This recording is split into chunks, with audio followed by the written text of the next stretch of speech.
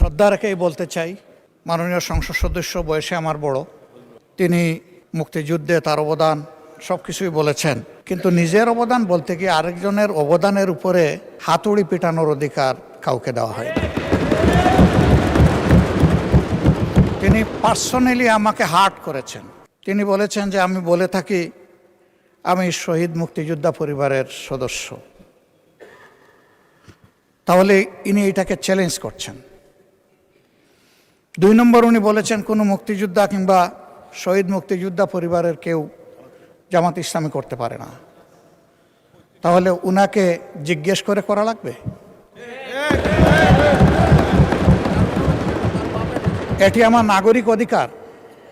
আমি কোন দল করব, কোন আদর্শ আমি অনুসরণ করব, এর উপর হস্তক্ষেপ করার ন্যূনতম কোনো অধিকার রাষ্ট্র কিংবা সংবিধান কাউকে দেয়নি।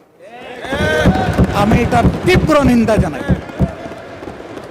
আমার আইডেন্টিটি নিয়ে প্রশ্ন করা হয়েছে, এটা গুরুতর অপরাধ করেছেন উনি। আবার আমার আদর্শ সিলেকশনের ব্যাপারে উনি কথা বলেছেন, এটা বাড়তি অপরাধ করেছেন উনি। আমি অনুরোধ করব মাননীয় স্পিকার, তার এই অসংসদীয় অংশটা এখান থেকে যেন এক্সপাঞ্জ করা হয়। শেষে গিয়ে উনি, আমরা খোলা মনে এই সংসদকে ফাংশনিং করার জন্যে বর্তমান জ্বালানি অব্যবস্থাপনা সংকট যেটাই বলি, সেইটার ক্ষেত্রে আমরা এগিয়ে এসেছিলাম।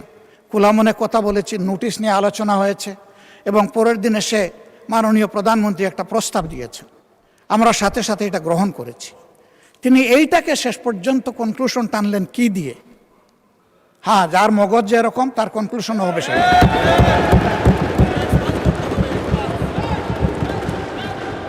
তার মতো একজন প্রবীণ ব্যক্তির কাছ থেকে, রাজনীতিবিদদের কাছ থেকে আমি এই ধরনের আচরণ আশা করিনি। আমরা এখানে প্রথম দিনই বলেছি ভালো কিছু শিখতে এসেছি। কাউকে হিট করা, গালি দেওয়া, এর মাধ্যমে বড় কিছু অর্জন করা যাবে না। কিছু গোলাবাজি হতে পারে বড় জোর, কিন্তু তার চাইতে বেশি কিছু হবে না। আর সাধারণত যুক্তি যখন ফুরিয়ে যায়, মাথা তখন গরম হয়ে যায়। একটা প্রবাদ আছে, রেগে গেলেন তো হেরেই গেলেন। আমরা সবাই মিলে হারতে চাই না, আমরা সবাই মিলে জিততে চাই। এই জন্য সবাই যেন মাথাটা একটু ঠান্ডা রেখে যুক্তির সাথে সত্য নির্ভর কথাগুলো বলি, তাতে অবশ্যই দেশবাসী উজ্জীবিত হবে, এই সংসদের প্রতি মানুষের আস্থা তৈরি হবে এবং দেশটাকে নিয়ে সবাই মিলে আমরা সামনে এগিয়ে যেতে পারব। ধন্যবাদ মাননীয় স্পিকার। ধন্যবাদ মাননীয় বিরোধী দল নেতা জনাব ফজলুর রহমান। এখন আর তো না বললেও চলে। আমরা সংসদ উত্তপ্ত হোক এরকম চাই না, আপনি একটু দয়া করে বসেন।